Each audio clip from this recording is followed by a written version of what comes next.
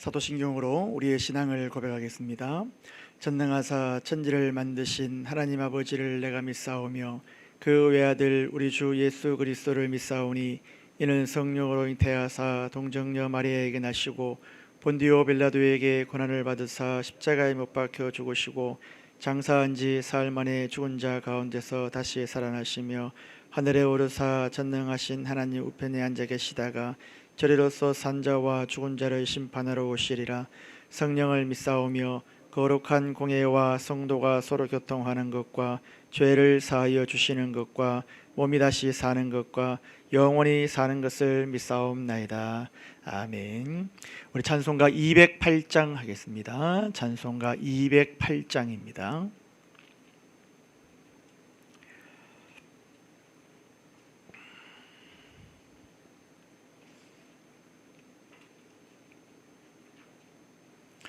내 주의 나라와 주 계신 성전과 피 흘려 사신 교회를 늘 사랑합니다. 내 주의 교회는 전성과 같아서 눈동자같이 아끼사 늘 보호하시네. 이 교회 위하여 눈물과 기도로 내 생명 다하기까지 늘 봉사합니다. 성도의 교제와 교회의 위로와 구주와 함께 언약을 늘 기뻐합니다. 하늘의 영광과 베푸신 은혜를 진리와 함께 영원히 시온에 넘치네. 아멘. 하나님 말씀 보겠습니다. 하나님 말씀 마가복음 8장 22절에서 26절까지 말씀입니다. 마가복음 8장 22절에서 26절까지 말씀입니다. 우리 다 함께 교도하도록 할 때에 제가 먼저 읽겠습니다. 베스다의 이름에 사람들이 맹인 한 사람을 데리고 예수께 나와 손 대시기를 구하거늘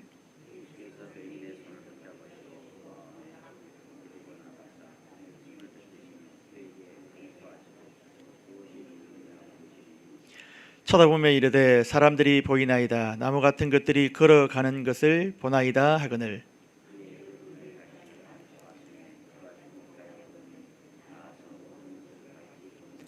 같이 읽겠습니다. 예수께서 그 사람을 집으로 보내시며 이르시되 마을에는 들어가지 말라 하시니라. 아멘. 할렐루야. 하나님의 크신 은혜가 우리의 삶 가운데, 일상의 삶 가운데 충만하시기를 간절히 원합니다. 오늘 본문에 있는 말씀은 베세다에서 맹인을 고쳐주시는 장면입니다. 눈을 치유하는 그 장면이 우리에게 나오고 있습니다. 오늘 우리가 읽은 본문의 앞에 내용을 우리가 잘 알고 있습니다. 오늘 21절 말씀을 보시면요, 이르시되 아직도 깨달지 못하느냐 하시니라 라고 되어 있습니다. 여러분, 제자들이 예수님과 얼마나 오래 같이 다녔습니까? 그렇죠? 예수님의 제자의 제자들과 다닌 것이 아니라 예수님과 같이 다니셨습니다. 예수님께서 많은 이적을 보여주셨고 예수님께서 가르쳐 주셨고 보여줄 거 다 보여주시지 않았습니까? 그럼에도 불구하고 제자들이 깨달았습니까? 깨달지 못했습니까? 제자들이 깨달지를 못했습니다. 예수님께 이 정도 보여주셨으면, 가르쳐 주셨고 보여주셨으면 깨달을 만도 한데 이들이 전혀 깨달지를 못하겠다라는 것입니다.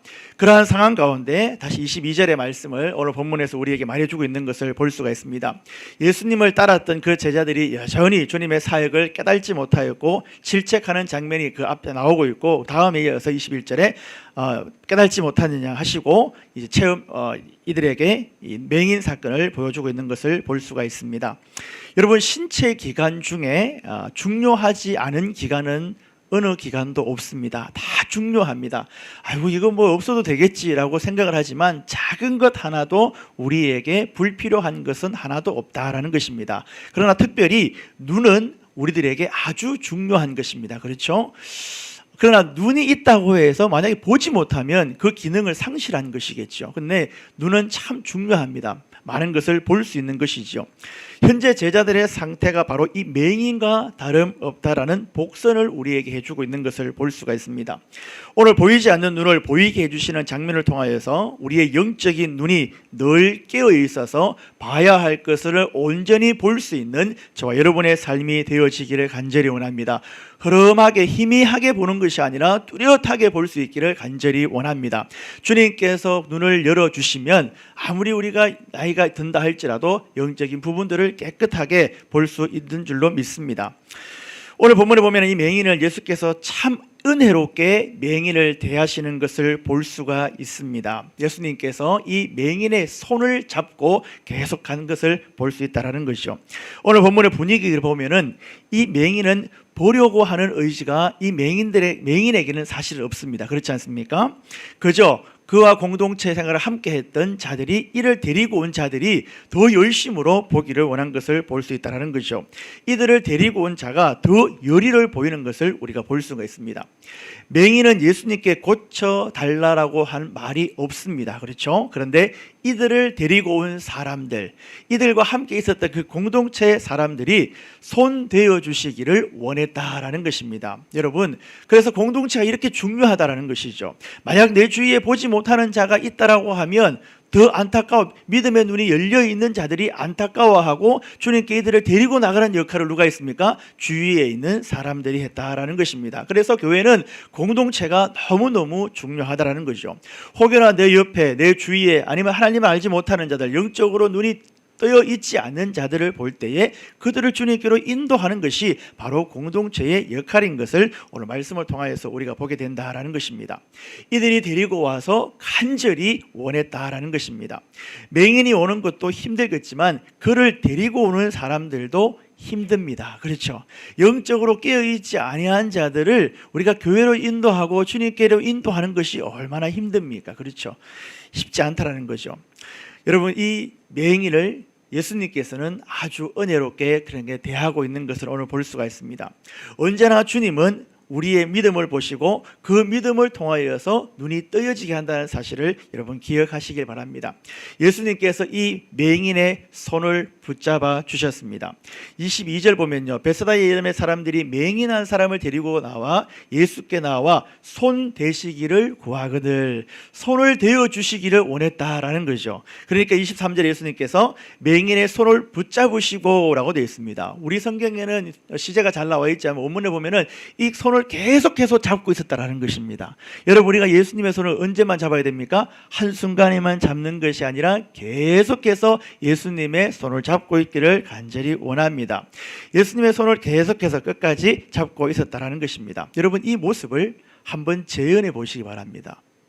예수님께서 병인의 손을 잡으시고 계속 이렇게 가시는 거예요. 계속 손을 잡았다라는 것, 여러분, 마음이 힘들고 갈급하고 힘든 사람들에게 다가가서 손을 이렇게 잡잖아요. 그 사람이 눈을 보잖아요. 뭔가 애절함이 있고 간절함이 있고 허전함이 있고 있다는 거죠. 근데 그것을 다 아시고 예수님께서 손을 잡아주셨어요.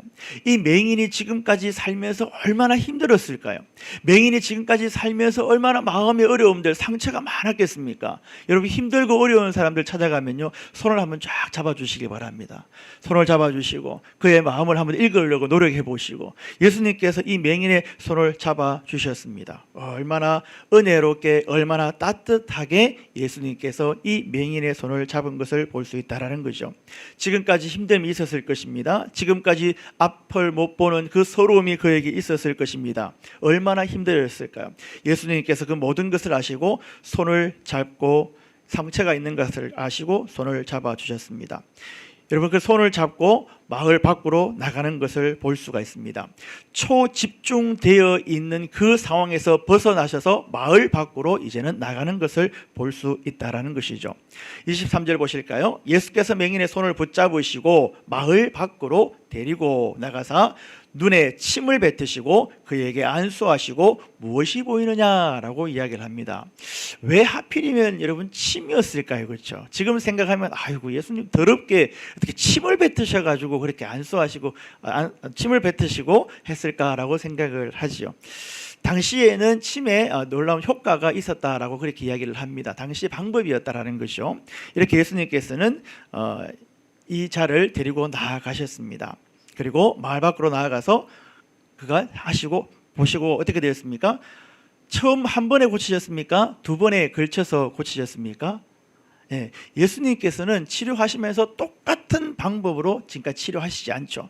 그 사람마다 환자마다 각 개개인에 따라서 예수님께서 치료해 주시는 것을 볼 수 있다라는 것입니다. 동일한 방법으로 고치신 것이 아니라 사람마다 다 다르게 우리 하나님께서는 역사하신다라는 것을 볼 수가 있습니다. 두 번의 안수를 거쳐서 치료하여 주십니다. 한 번으로도 치료하실 수 있었지만 점진적으로 치료하여 주시는 것을 보게 됩니다. 예수님께서 왜 다른 경우에는 단 한 번의 질병을 고쳐주셨는데 왜 점진적으로 치유했을까? 마가도 이에 대해서는 어떠한 언급도 없습니다. 그런데 칼빈의 말을 빌린다면 이렇게 이야기를 합니다. 예수님께서 자신의 기적을 행함에 있어서 고정된 방법을 구애받지 않고 어떤 방식으로든지 기적을 행하실 수 있음을 보여주기 위해서다라고 칼빈은 그렇게 이야기를 하고 있습니다. 그렇죠.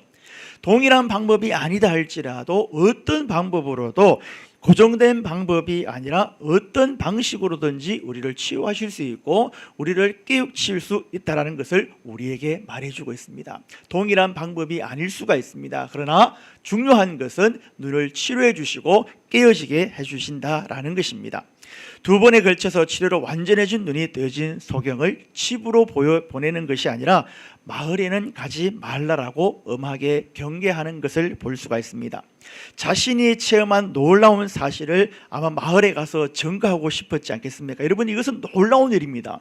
눈이 보이지 않았는데 완전히 보였기 때문에 얼마나 흥분되고 얼마나 감사했고 얼마나 그냥 찬양하고 막 사람들에게 이야기하고 싶었겠습니까? 그런데 예수님께서는 그렇게 하지 않기를 원하시고 집으로 곧장 가기를 원하셨다라는 것입니다. 이것은 예수님께서 원하는 막 이렇게 마을 사람들에게 들어가서 많은 사람들에게 이것을 이야기하는 것을 예수님께서 원치 않았습니다. 예수님께서 오신 목적은 흥분시키거나 그것을 유발시키기 위한 것이 아니라 잘못된 기대를 그들에게 주기 위한 것이 아니었습니다. 예수님이 오신 목적이 무엇입니까? 물론 우리를 치료하시고 우리를 회복시키기 원한 것이지만 하나님의 복음이 전파되는 것이 예수님께서 오신 목적이다라는 것입니다. 그의 전 목적이며 그것은 하나의 수단에 불과했다라는 것입니다. 마을에 가서 예수님께서 저를 치료해 주셨습니다. 예수님이 놀라운 분이십니다. 예수님께서 아주 놀라운 일을 저에게 보여줬습니다 라고 말할 수도 있겠지만, 기적이 일어났습니다 라고 할 수 있겠지만, 그러면 왜곡되게 예수님을 알 수도 있었겠죠. 누군가가 뛰어나와서 예수님이 내 눈을 고쳤습니다, 예수님은 고치시는 분이구나, 예수님은 기적을 일으키는 분이, 그것만 알 수 있다라는 거죠. 예수님께서는 그것을 원치 않으셨다라는 것입니다. 예수님은 사람을 통하여서 일하지만 예수님은 예수님께서 일하시는 것을 우리는 알 수가 있습니다. 우리가 예수께 받은 은혜를 받은 많은 사람들 앞에 간증해야 할 경우가 있는 반면에 그 모든 감격과 기쁨을 절제해야 될 때도 있다라는 것입니다. 절제하며 스스로 묵상하며, 하나님이 이런 분이시구나, 하나님께서 내 눈이 받쳐 있음에도 불구하고 하나님께서 띄워주셔서 모든 것을 보게 하셨구나라고 묵상할 때도 있다라는 것입니다. 어떤 행동과 말을 하든지 우선 그것이 주님께 유익이 되는지, 교회에 유익이 되는지, 어떤 것이 유익이 되는지 우리는 묵상하고 살펴야 된다는 것입니다.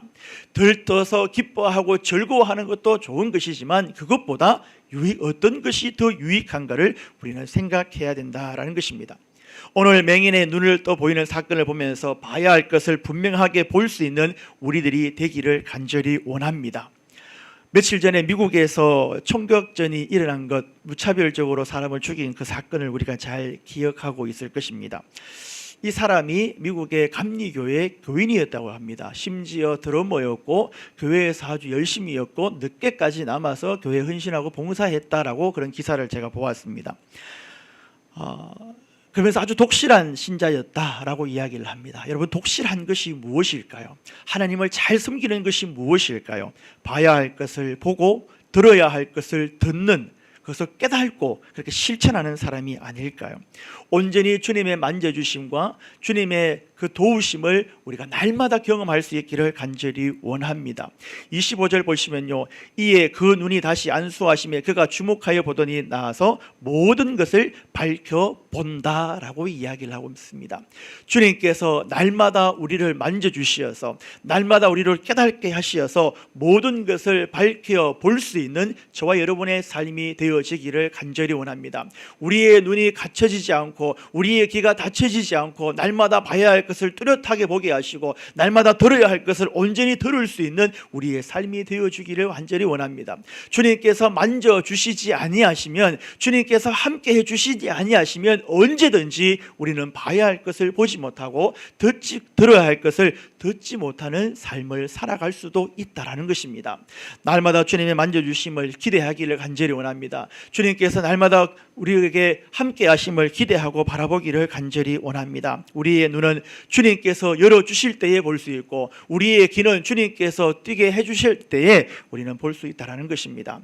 많은 사람들에게 자랑하는 것이 아니라 우리의 신앙을 많은 사람들에게 때로는 보여줘야 될 것입니다. 그러나 더 중요한 것은 우리가 들어야 할 것, 우리가 봐야 할 것을 온전히 봐야 된다라는 것입니다. 오늘 이 하루도 하나님의 은혜가, 하나님의 만져주심이 우리의 삶 가운데 충만하시고 주님의 도우심을 경험할 수 있는 저와 여러분의 삶이 되어주시기를 간절히 원합니다. 아멘. 기도하겠습니다. 사랑의 하나님, 감사합니다. 오늘도 저희들에게 귀한 새날을 허락해 주심에 감사를 드립니다. 주님의 만져주심을 통하여서 보게 되었던 이 맹인의 삶처럼 날마다 주님의 만져주심을 통하여서 봐야 할 것을 온전히 보게 하시고 들어야 할 것을 온전히 들음으로 말미암아 하나님의 나라를 선포하며 하나님의 나라를 증거하는 우리의 삶이 될 수 있도록 은혜를 더하여 주시옵소서. 아직도 깨달지 못하느냐 하는 그 음성 듣지 않게 하시고 밝혀 모든 것을 봄으로 주님께 영광 돌리는 우리의 삶이 될 수 있도록 은혜를 더하여 주시옵소서. 감사합니다. 거룩하신 예수님 이름으로 간절히 기도드리옵나이다. 아멘. 하늘에 계신 우리 아버지여, 이름이 거룩히 여김을 받으시오며 나라의 임하옵시며 뜻이 하늘에서 이룬 것 같이 땅에서도 이루어지이다. 오늘날 우리에게 일용할 양식을 주옵시고 우리가 우리에게 죄 지은 자를 사하여 준 것 같이 우리 죄를 사하여 주옵시고 우리를 시험에 들게 하지 마옵시고 다만 악에서 구하옵소서. 대개 나라와 근세와 영광이 아버지께 영원히 있사옵나이다. 아멘.